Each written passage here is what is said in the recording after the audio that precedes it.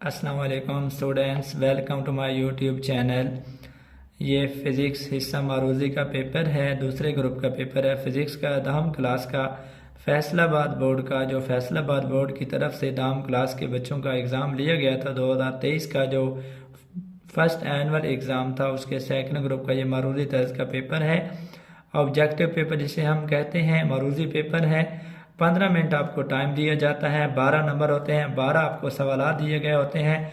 उन 12 सवाल के जो जवाब होते हैं वो आपने जवाबी कापी पर दायरों को भरना होता है।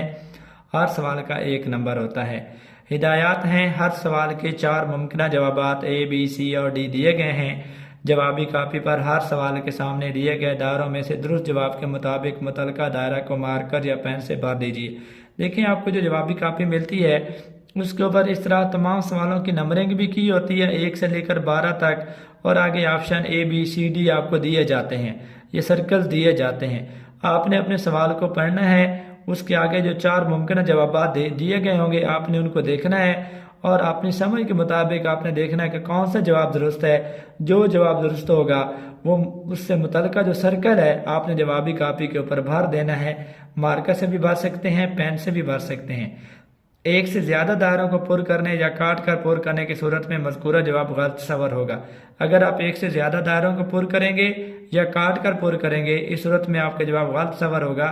लिहाजा एहतियात से आपने फिलिंग करनी है, सिर्फ वही जवाब लगाना है जो आपको दुरुस्त लगता है, क्योंकि उसके बाद ना तो आप काट के पुर कर सकते हैं, ना 1 से ज़्यादा दायरों को पुर कर सकते हैं। पहला सवाल है पोलोनियम, जिसका एटॉमिक मास 210 है, एटॉमिक नंबर 84 है, की हाफ लाइफ है। पोलोनियम की हाफ लाइफ हमने बतानी है। हाफ लाइफ वो वक्त होता है जिसमें किसी रेडियो एक्टिव न्यूक्लियाई की टोटल तादाद के आधे एटम बाकी रह जाते हैं। टोटल का हाफ बाकी रह जाता है, निसफ बाकी रह जाता है। तो आपने हाफ लाइफ बतानी है कितनी है। 140 दिन है, 130 दिन, 145 दिन या 138 दिन। तो पोलोनियम की हाफ लाइफ 138 दिन है। डी ऑप्शन जहाँ पे दुरुस्त है। दूसरा सवाल है ईमेल किसका मुखफ़फ़ है। Emergency mail, electronic mail, extra mail, external mail. तो ईमेल इलेक्ट्रॉनिक मेल का मुखफ़फ़ है, इसका बी जवाब दुरुस्त है। तीसरा सवाल है अगर x बराबर है a एंड b, तो ये हमारे पास एंड गेट बनता है। a एंड b है तो x लेवल 1 पर होगी। अगर x लेवल यानी आउटपुट जो है वो 1 होगी। अगर a1 b1 हो, a0 या b0 हो, a0 या b1 हो, a1 हो या b0, तो याद रख लें एंड गेट में आउटपुट सिर्फ उसी वक्त 1 होती है जब दोनों इसके इनपुट्स 1 पे हों। तो लिहाजा ए ऑप्शन दुरुस्त है जब a भी 1 हो, b भी 1 हो।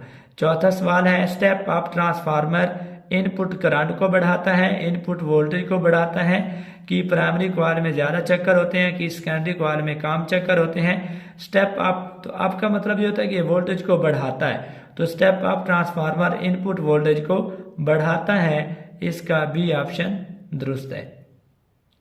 पांचवा सवाल है 12 वोल्ट के सोर्स से जोड़े गए एक लैंप की पावर की शरह क्या होगी जब उसमें 2.5 एम्पियर करंट बह रहा हो। यानी एक सोर्स है 12 वोल्ट का, उससे एक लैंप जोड़ा गया है, उसमें की पावर की शरह मालूम करनी है। उस लैंप में से 2.5 एम्पियर करंट बह रहा है, तो हमें चूंकि पावर मालूम करनी है, पावर बराबर होती है वोल्टेज इंटू करंट। वोल्टेज है 12 वोल्ट और करंट है 2.5 एम्पियर।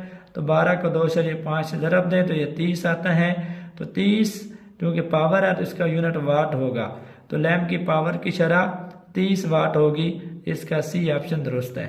छठा सवाल है 1.6 ज़रब 10 की ताकत -19 जाउल बराबर होता है एक फैरेड के, एक कूलम के, एक न्यूटन के या एक इलेक्ट्रॉन वोल्ट के।